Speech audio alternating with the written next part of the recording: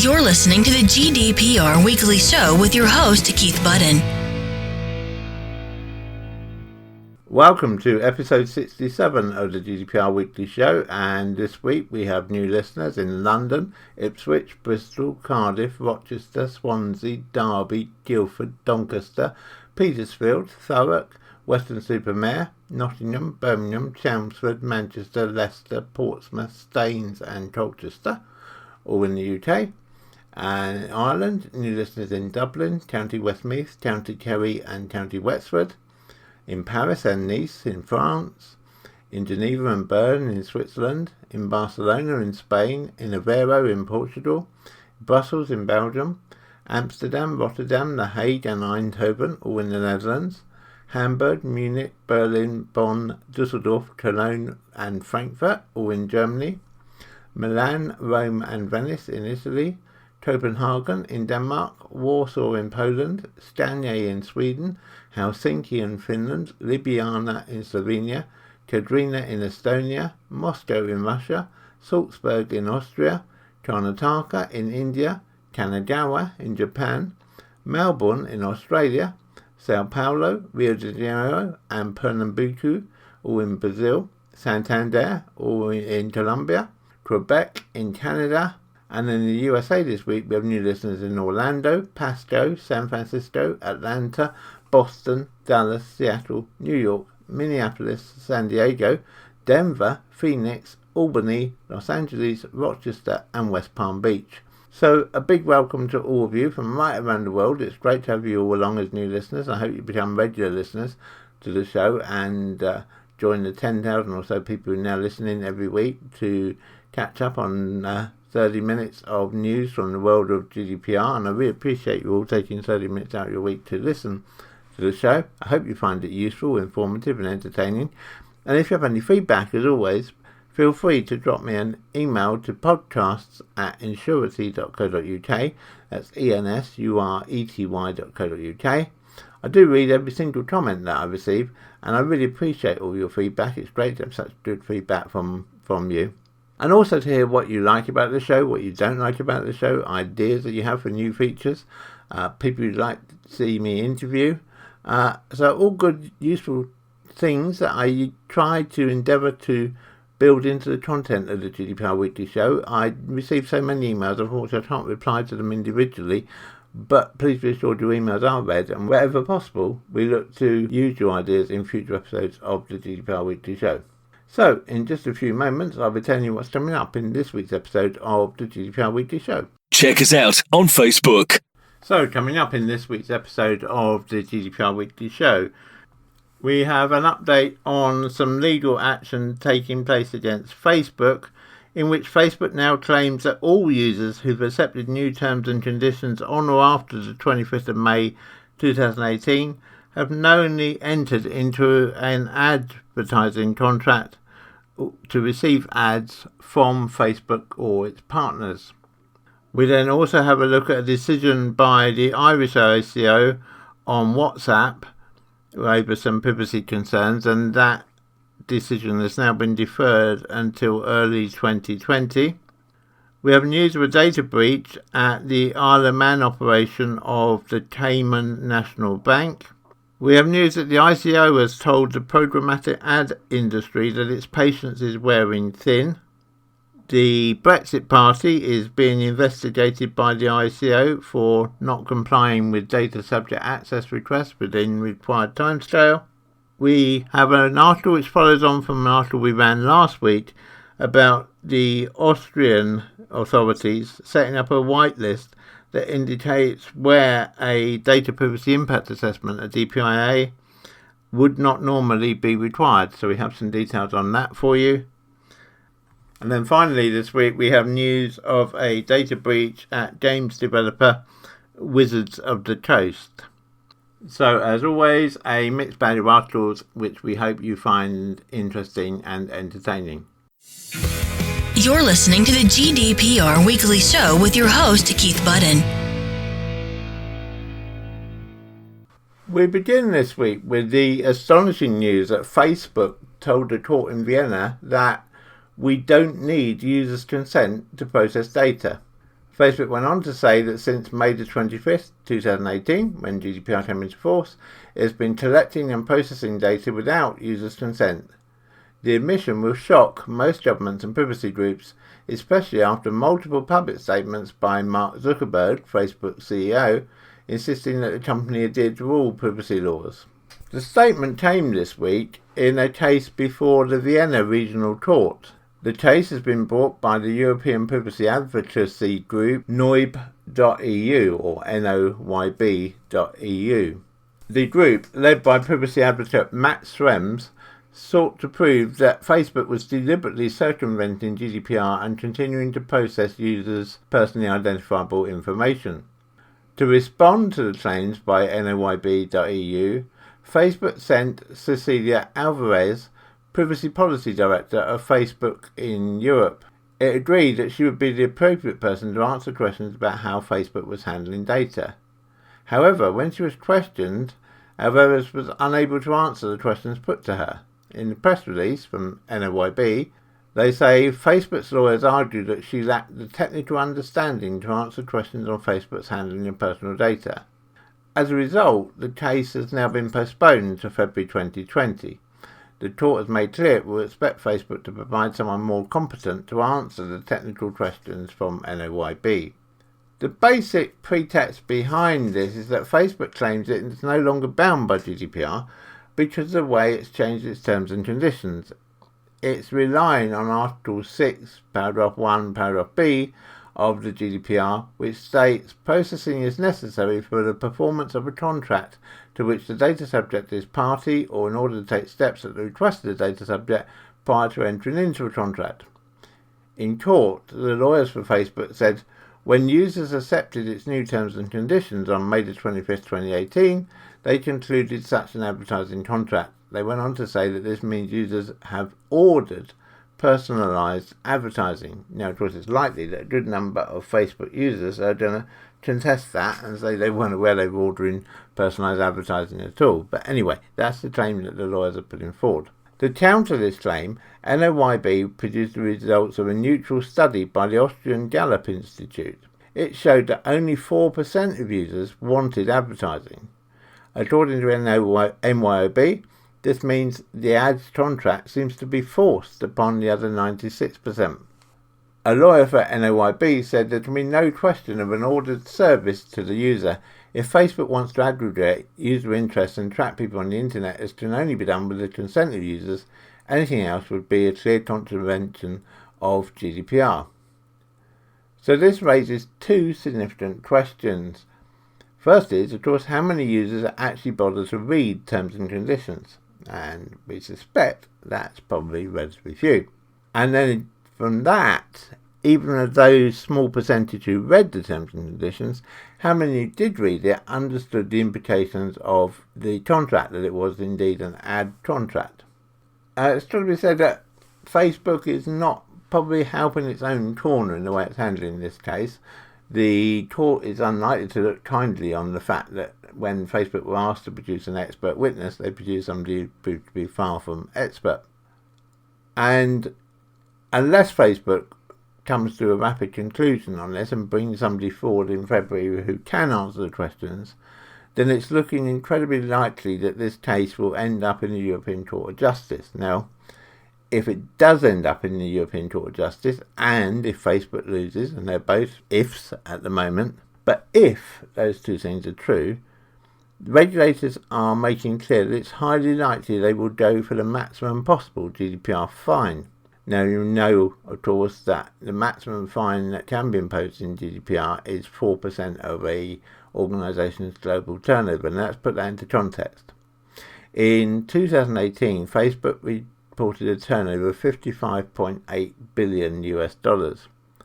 So a fine of 4% would be $2.23 billion US.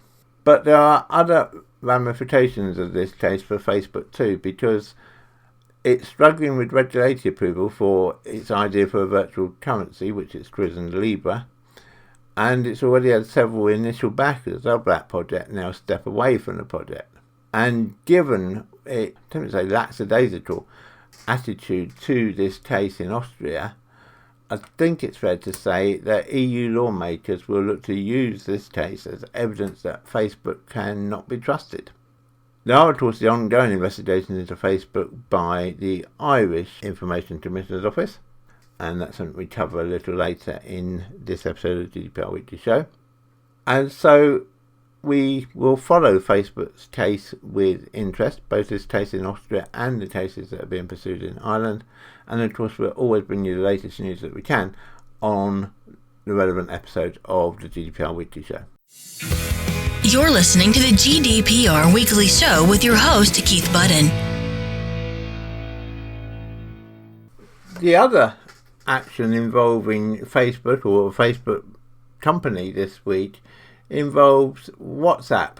Ireland's ICO has been investigating WhatsApp for quite some time to see whether WhatsApp had broken the GDPR by not giving people enough clear information about how it was using their personal data.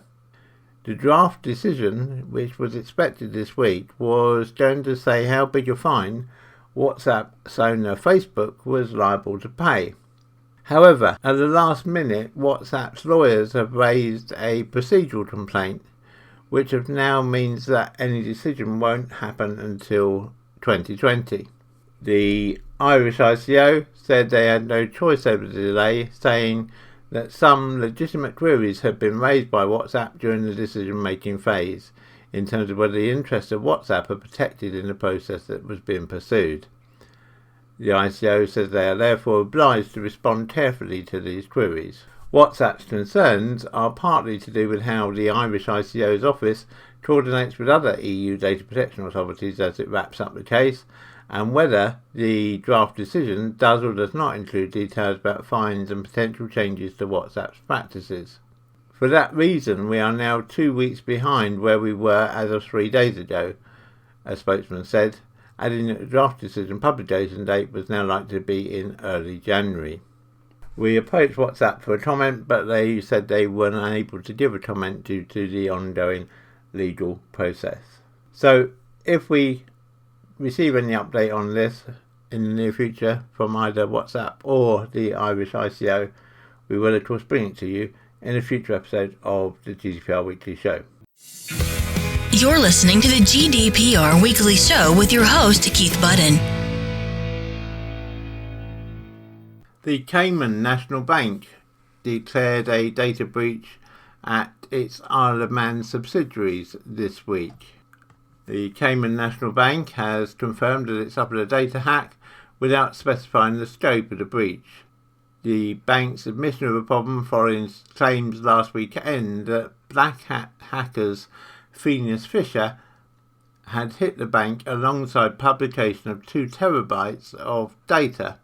Cayman National Corporation said in a statement that the theft is contained within the Cayman National Bank Isle of Man Limited and Cayman National Trust Company Isle of Man Limited subsidiaries, and does not affect Cayman National Bank or any other operation in the Cayman Islands. All of Cayman National's operations within the Cayman Islands, including CMB, are separate and distinct operations from the bank in the Isle of Man, it explained. The 2 banks do not share common systems, databases, client information, or email platforms. The Isle of Man Financial Services Authority and the Information Commissioner's Office, along with the Cayman Islands Monetary Authority, have been informed and are working with Cayman National in the Isle of Man. In a statement, Cayman National Bank Isle of Man Limited's Managing Director Nigel Daughtry said, Cayman National, along with virtually every other international banking group, is not immune from the constant attempt by hackers to gain access to confidential data. In this instance, and despite the best efforts of leading data security consultants, this criminal hacking group has breached our system, although to date we have detected no evidence of financial loss to either our customers or Cayman National Bank. Any customers with questions in the meantime should email datainquiry@caymannational.im. Periodic updates will also be made available, and whenever we receive those updates we will of course bring them to you in future episodes of the GDPR Weekly Show. You're listening to the GDPR Weekly Show with your host, Keith Budden. We've mentioned the whole issue of programmatic advertising several times over previous episodes of the GDPR Weekly Show, and this week the UK Data Protection Authority, the Information Commissioner's Office, the ICO, has stepped up its warnings to the adtech industry to get its house in order quickly if it is to comply with the European Union GDPR regulation and avoid heavy fines. The ICO held an AdTech fact-finding forum in London on Tuesday. It discussed the Data Protection Watchdog's latest findings since its report in June, taking the AdTech and real-time bidding marketplace to task on GDPR compliance and giving the industry 6 months to get its act in order.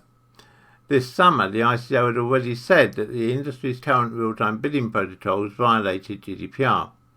At the time, the ICO had outlined key areas of concern, including issues such as companies' treatment of sensitive special category data and the often substandard contractual agreements to protect how bid request data was shared between vendors. Speakers at the event on Tuesday included Simon McDougall, the ICO Chief Executive Director of Innovation, Will de Vries, Google's Senior Privacy Counsel, and the IAB UK's Head of Policy and Regulatory Affairs, Christy Denny-Neal. Those attending included representatives from brands, adtech industry executives, privacy campaigners and lawyers.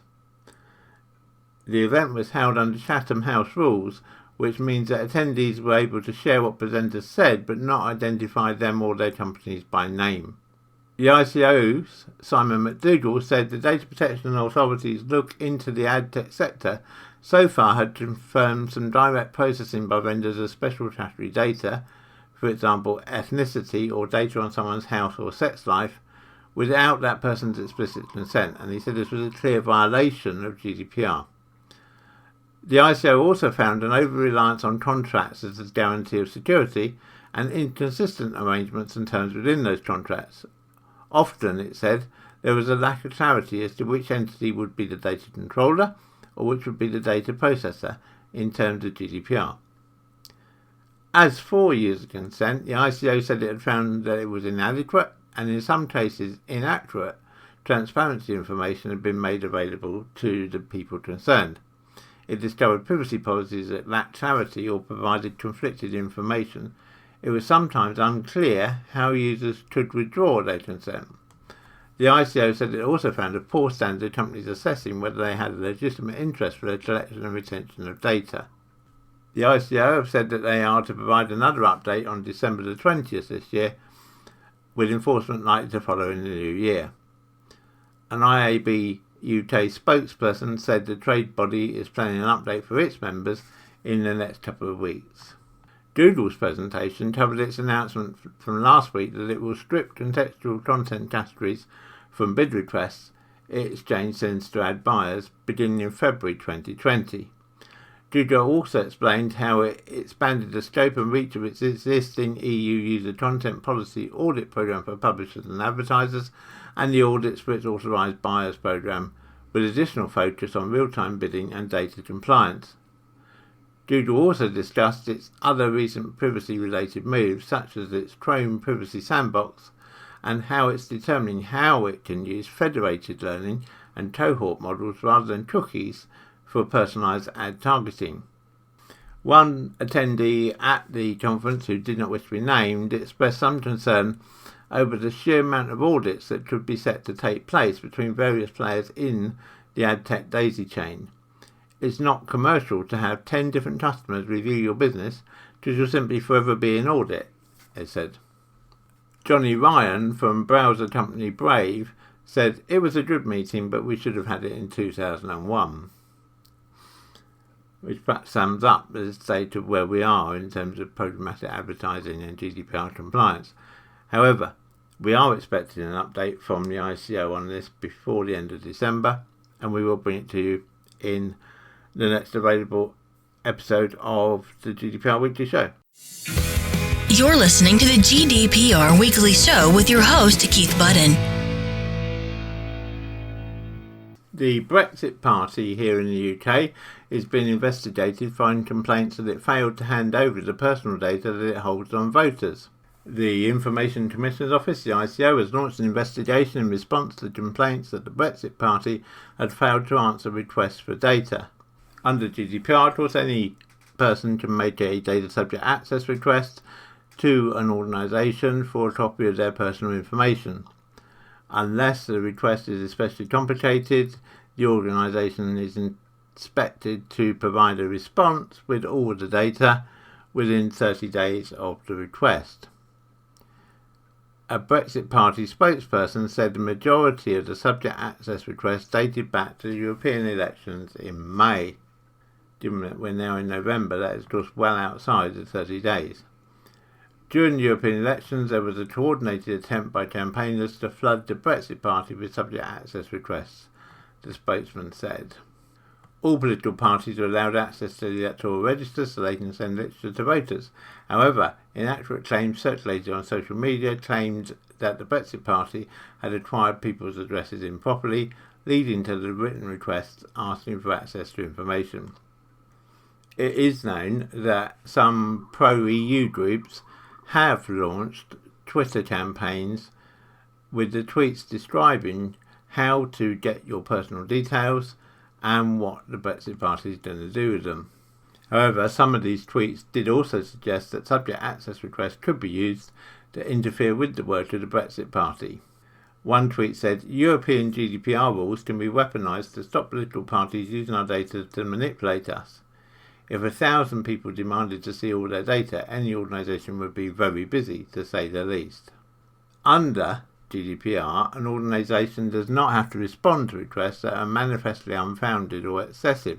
However, excessive here would be taken to be more than one request from the same person, not excessive in terms of 1,000 requests from 1,000 different people. That would not be a justifiable defence to not provide the information. We understand that the ICO has given the Brexit Party a deadline of the 22nd of November, so that was yesterday, to answer all the requests for data. We will be checking with the Brexit Party this coming week whether they have actually now done that. The Brexit Party spokesman said, we have responded to the vast majority of requests and that we will meet the deadline agreed with the ICO. The Brexit Party follows all regulations and works to meet the highest standards. The ICO, for their part, were very guarded in what they were prepared to say, which is understandable given that we are in a period of purdah leading up to the general election. In a statement, the ICO said, as a public body, the ICO has to consider its responsibilities during the pre-election period.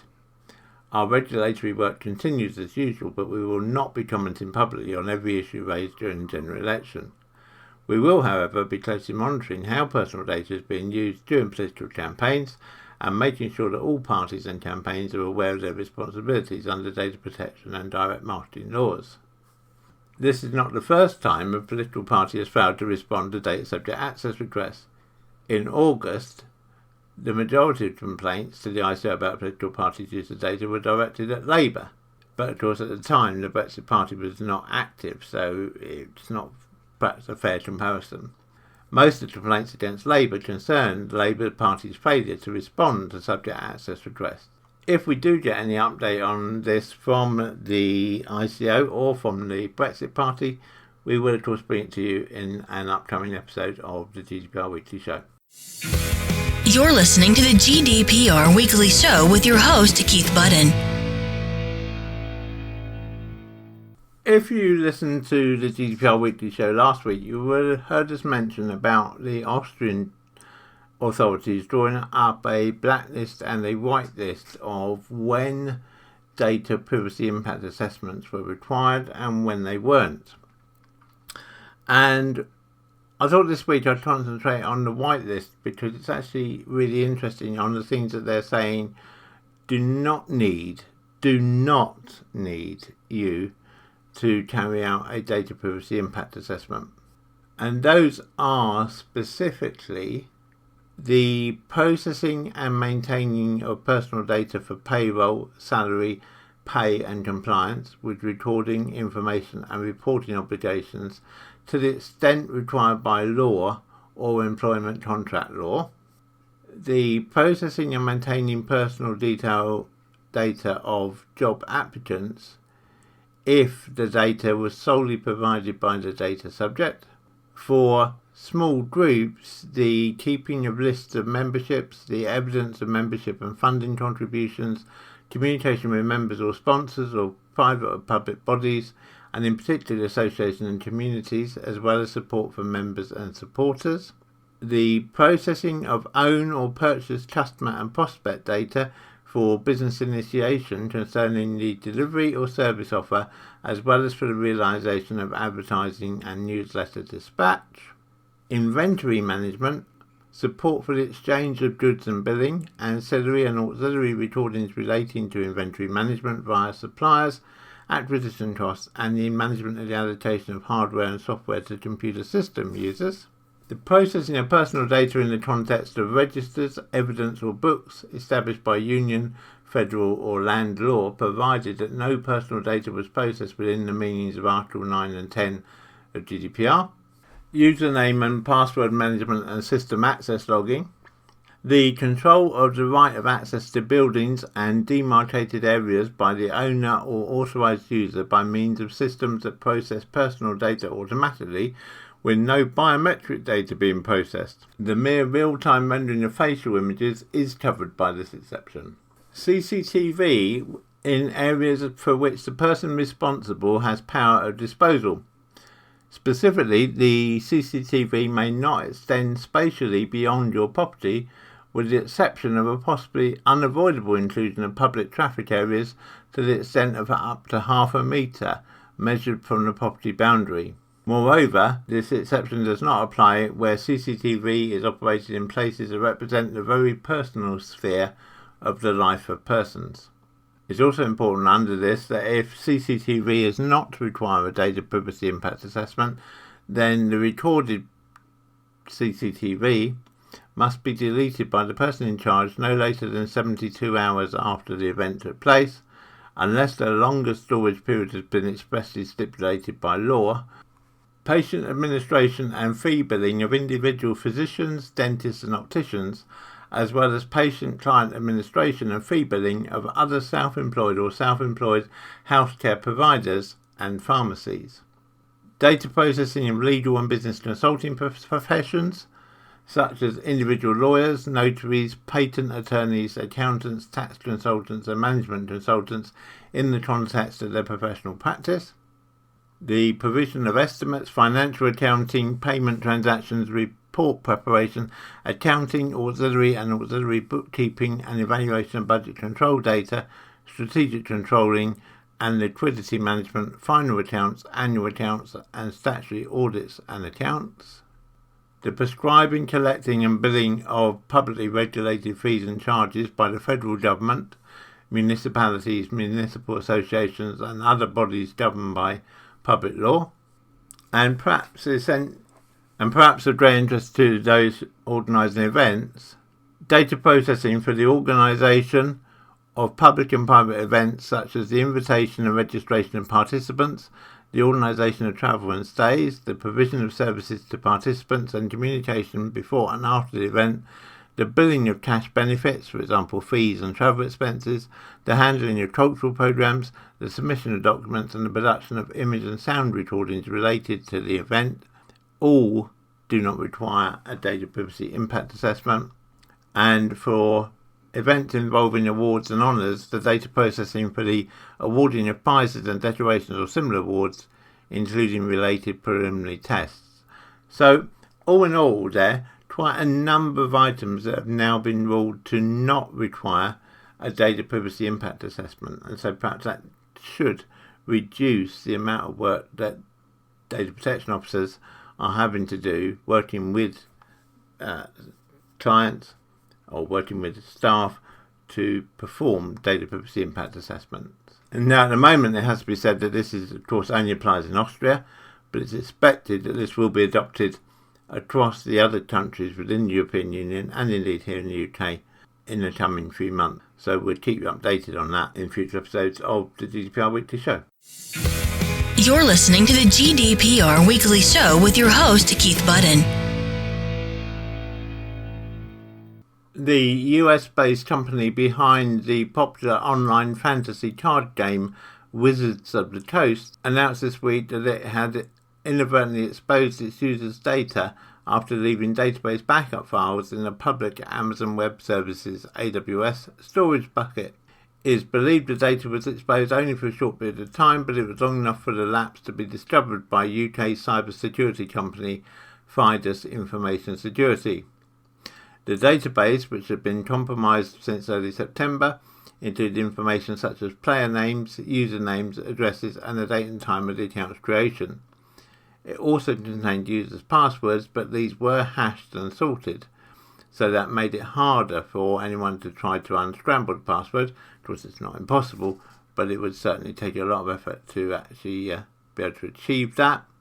The exposed data dated back to at least 2012, with some entries relating to mid-2018. Aside from the passwords, none of the other data was encrypted.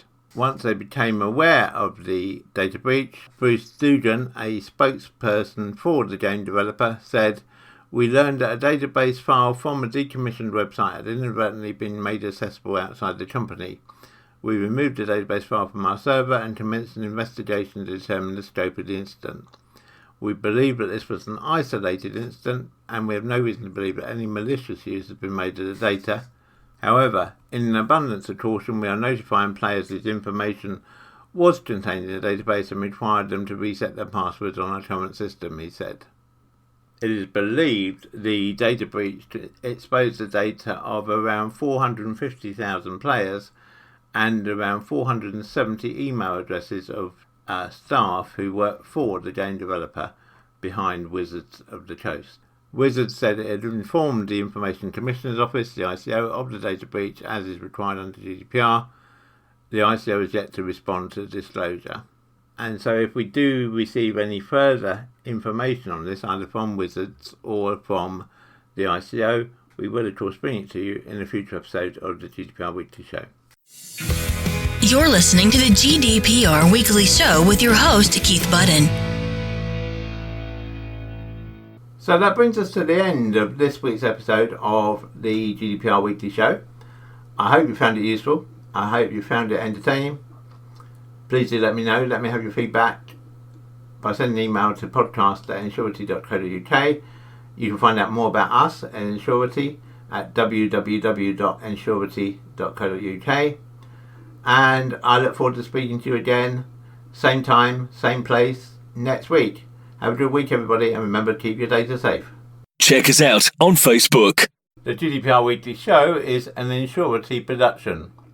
Follow us on Facebook at www.facebook.com/Ensurety.